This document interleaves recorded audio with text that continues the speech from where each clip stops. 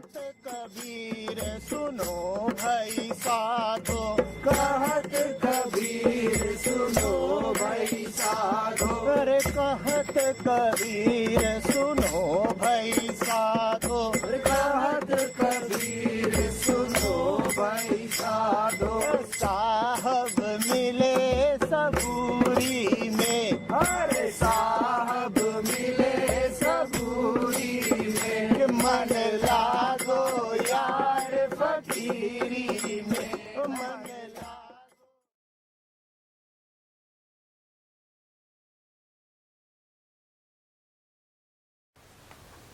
Ashtavakra Gita, chapter 16, verse 1. Son, even if you read many scriptures many times, or you listen to them, yet you will not attain to your nature until and unless you forget all of them.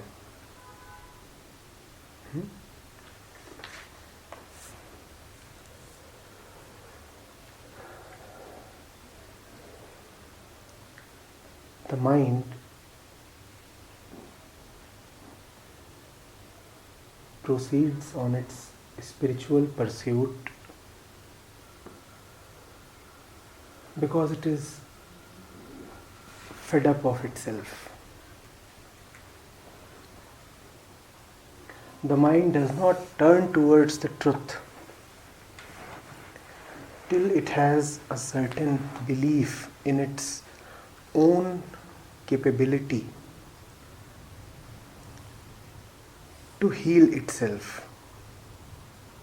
The mind tries its best, and when it sees that even its best is highly insufficient, then it turns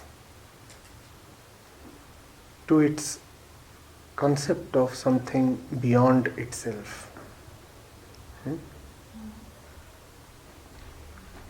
So that is the intention, to get relief, to go to a space that is outside of itself, contains a curative ability higher than itself. That's what the intention of the mind is. But then what is the mind? The mind is all that which is accumulated in the mind. The mind is just its stuff, its content. Remove the contents of the mind and nothing remains. The contents of the minds are also the container that contains them. This content of the mind is called knowledge.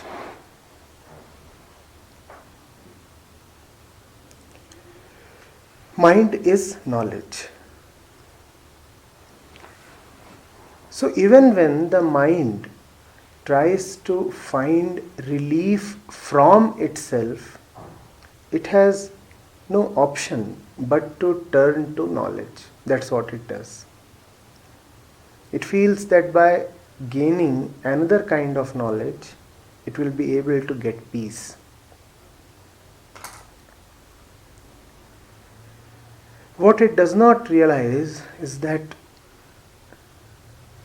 knowledge of any kind just becomes mind stuff. And mind stuff is mind. And mind is what the mind wants to get rid of. So more knowledge just increases the burden of the mind, even if it is spiritual knowledge that we are talking of. It becomes just another burden, like the various other burdens that one is carrying.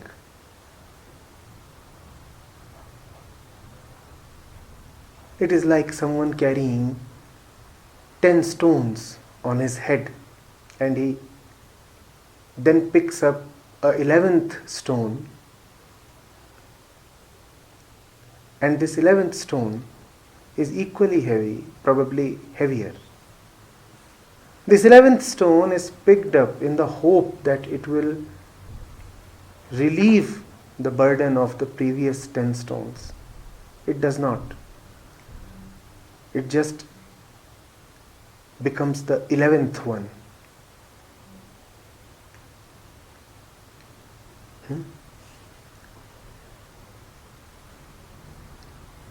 What does it mean then? Does it mean that one should not acquire knowledge?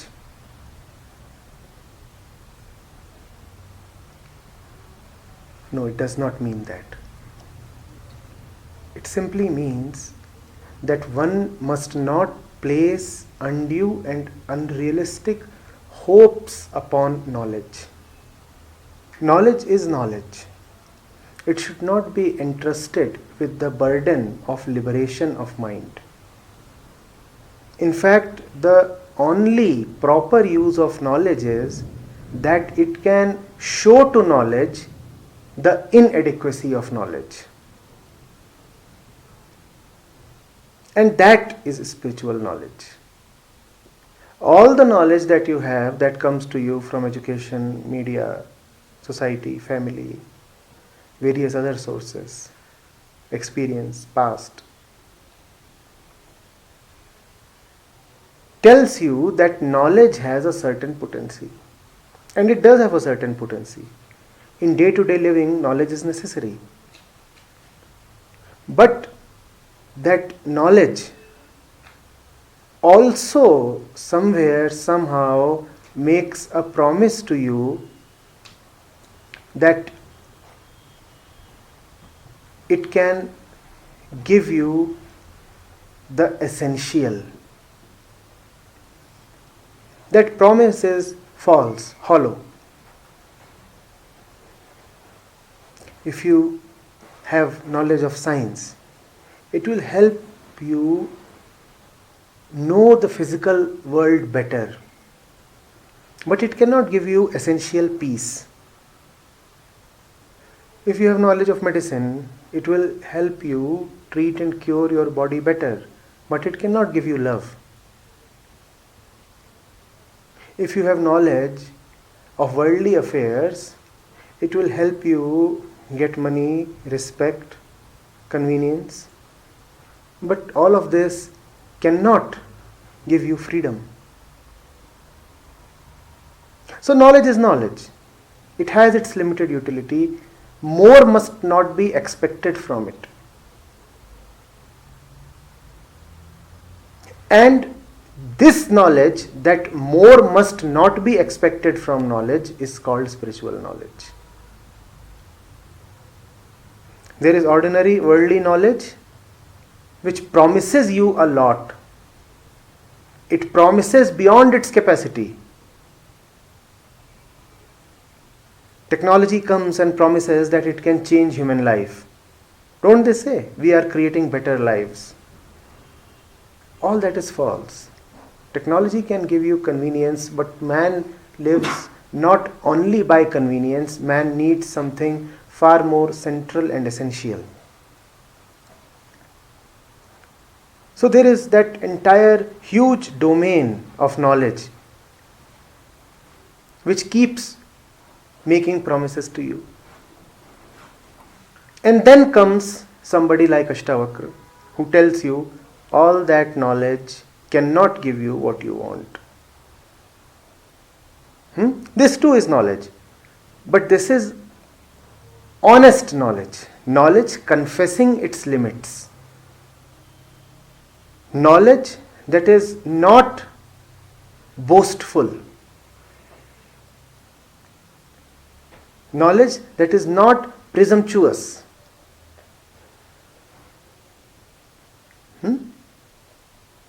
But wait, this does not mean that even this spiritual knowledge is something that you can live with. the proper function of this spiritual knowledge is to just expose the hollowness of your other knowledge. The proper function of spiritual knowledge is to just expose that your belief and confidence in all that you know will not take you anywhere. That is the function of spirituality, that is the function of scriptures, and that is also the function of the Guru.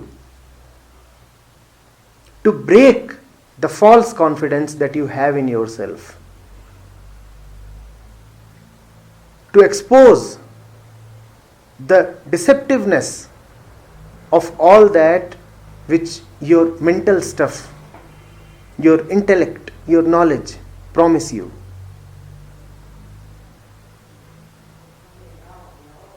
So that is what spiritual knowledge does. But even spiritual knowledge must not overlive. It too must have an expiry point.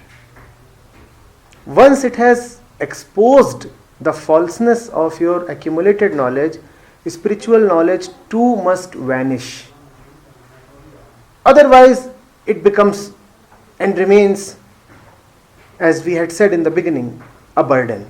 All knowledge is a burden, including spiritual knowledge. So the scriptures give us a very apt metaphor. They say that spiritual knowledge must be like the wood used in the funeral pyre. That wood burns down the dead body. But having burnt down the dead body, the wood does not remain itself. The wood too disappears.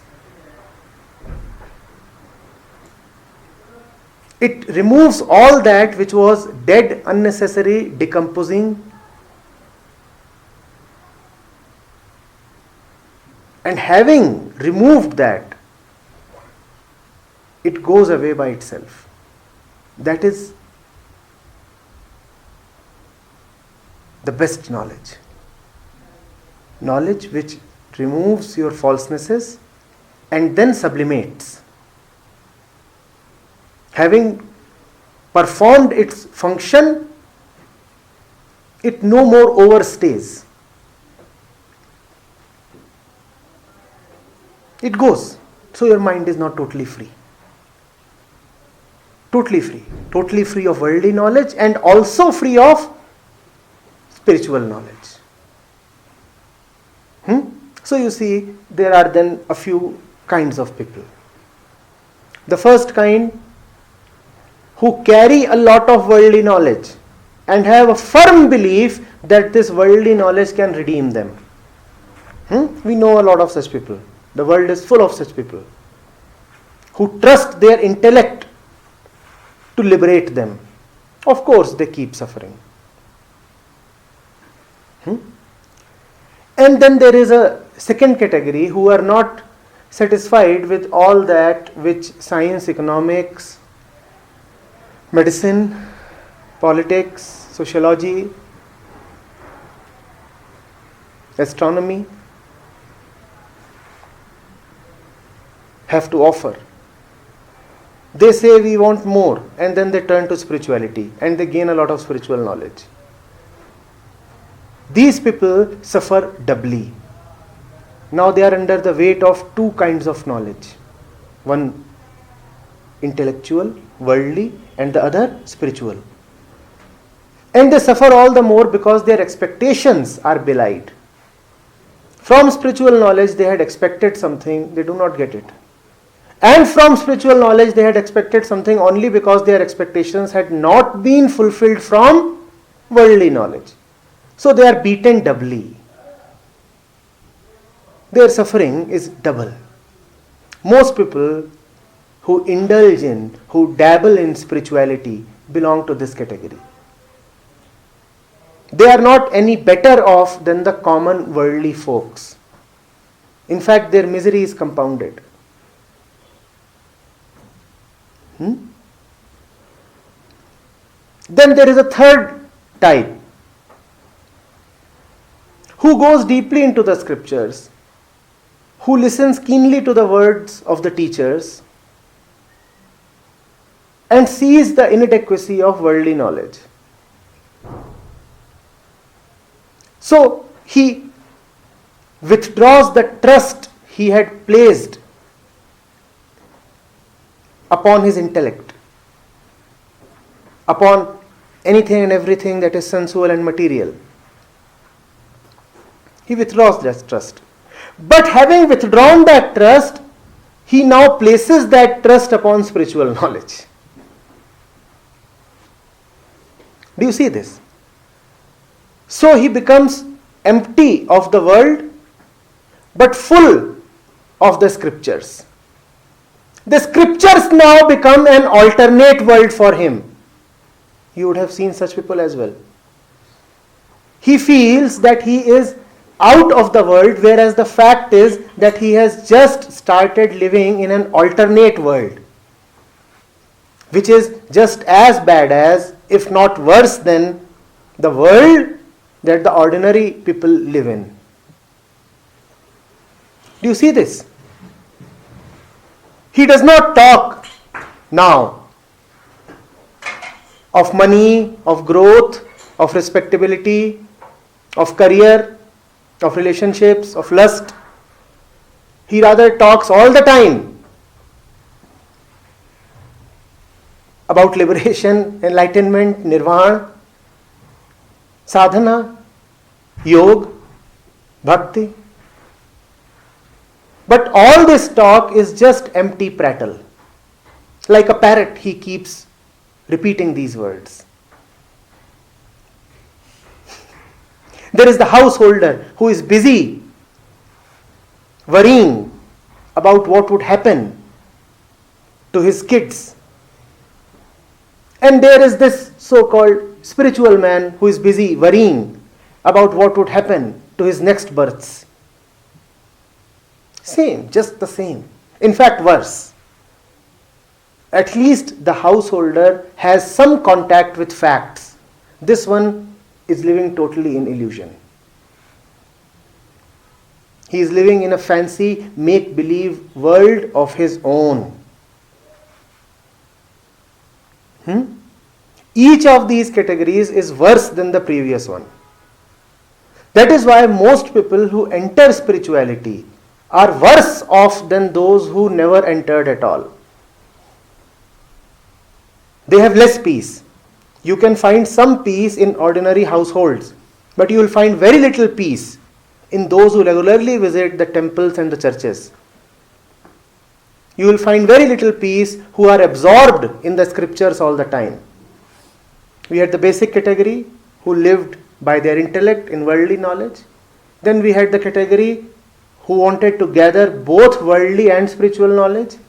Then we had the third category which got rid of the worldly knowledge but built an alternate world of spiritual knowledge, and we are saying each of these is worse than the previous one. Then there is a fourth mind. This fourth mind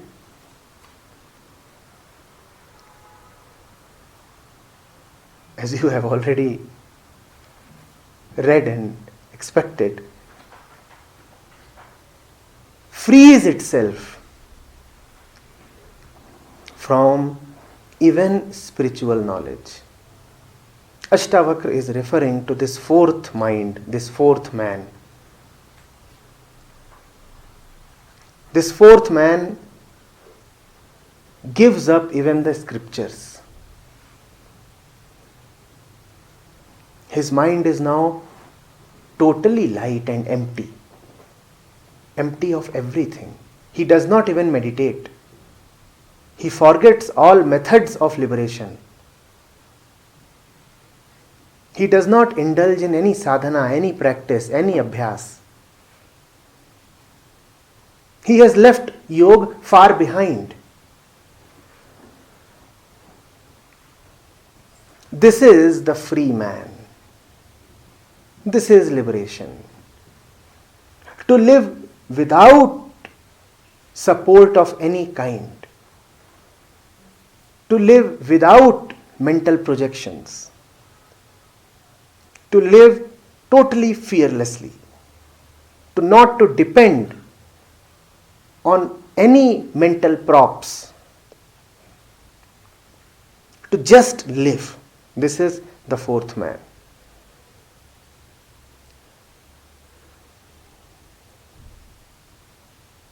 Yes?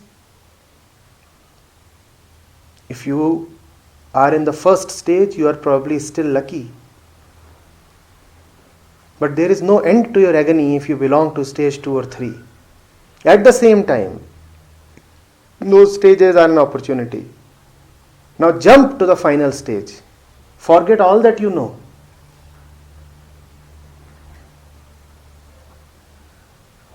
Getting it? And you can forget all that you know only if first you see why you wanted to remember all that. You wanted to remember all that because all that offered a consolation, a support. It offered a promise. When you see that you are so strong, that you need no support of any kind, then you give up your crutches. Knowledge is a crutch.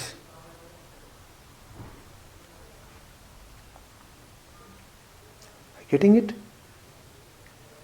When does that happen? That happens when you realize that that which you are seeking through knowledge is already present within you. That which you are seeking through knowledge is your basic reality. When you realize that, then you see that knowledge is such an insufficient instrument, such an unnecessary middler. What is the difference between knowledge and ignorance? Getting it?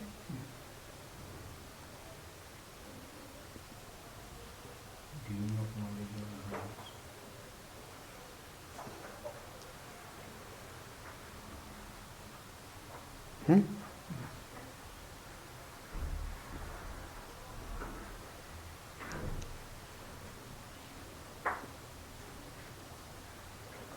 That is called faith. To not to rely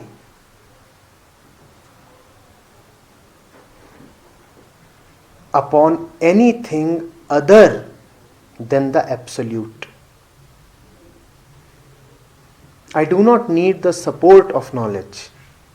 I have the support of the absolute. Now, knowledge can be there, just in the memory, just in some kind of a database, useful in these little matters, but not something that I use in central matters of living, not something that I entrust with to liberate myself. Now knowledge can remain in one corner of mind. Knowledge can remain. The memory can contain all that. The intellect can use all that. Are you getting this? But I live not by knowledge but by faith. My central trust is not upon my own knowledge but upon my faith in something beyond myself. That which I in one way call as beyond myself is actually my own heart. Both mean the same. I could refer to it either way. I could either say that it is beyond me, or I could say that it is the most central to me, that it is closest to me. Both mean the same.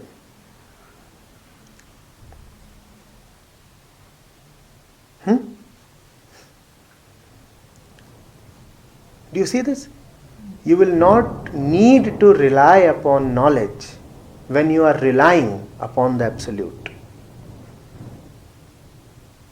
You can call that Absolute as Atman, the Self, Brahm, or God. Doesn't matter. Or you may not use any name at all. Faith is not contingent upon a name. You need not even specify what is it that you have faith on, because faith really is on nothing. Faith is just faith.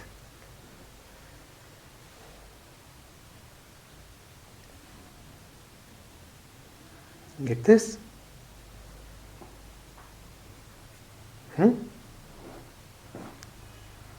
Now the question that if we do not have knowledge, won't we become ignorant?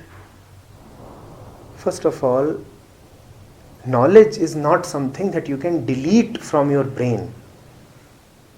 It is there. We are not talking of sweeping the brain clear of all memories. It remains, but it remains not as a central support, but as a peripheral presence. Let it be there. Secondly, ignorance is not an absence of knowledge. Ignorance means being full of knowledge.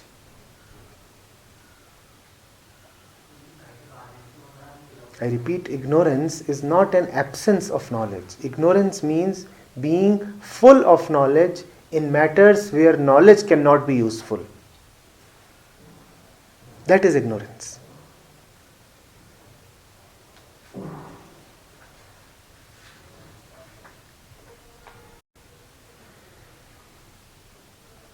Now, anything on this?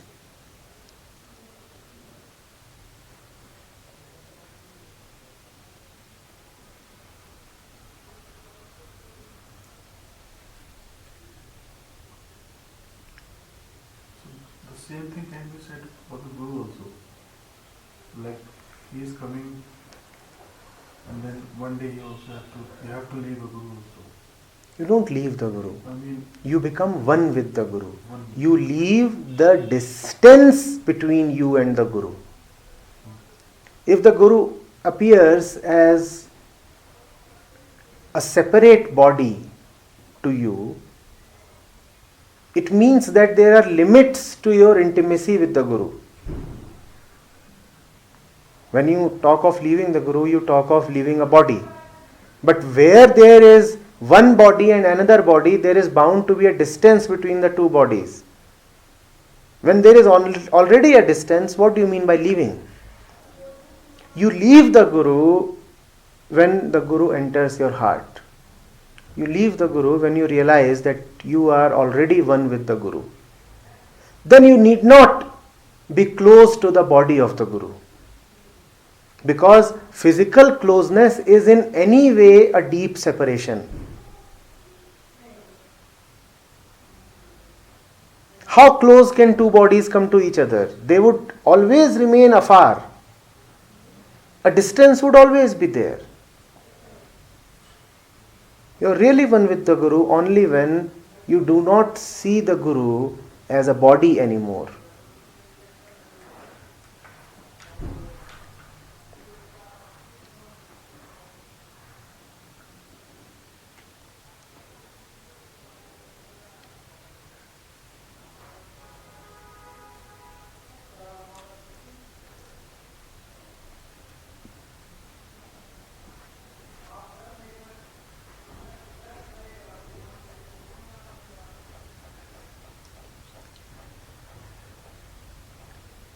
Do we see, can we meditate on this, how we use our cleverness to guide us through life?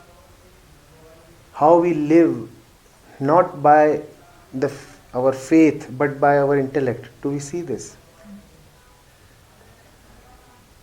Do we see that where surrender is required, there instead of surrender, we use our smartness?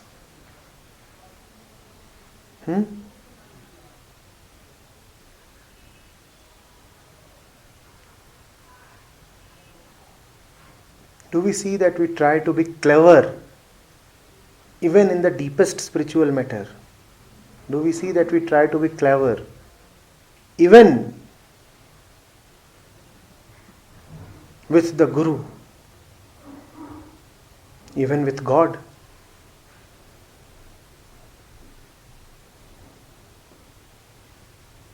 Unless you drop your cleverness, you will remain a victim of your own cleverness.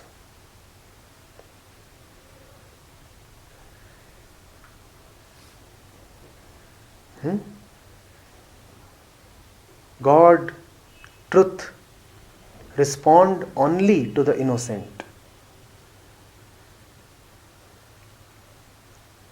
To the crooked ones, they say, let your crookedness and your cleverness help you.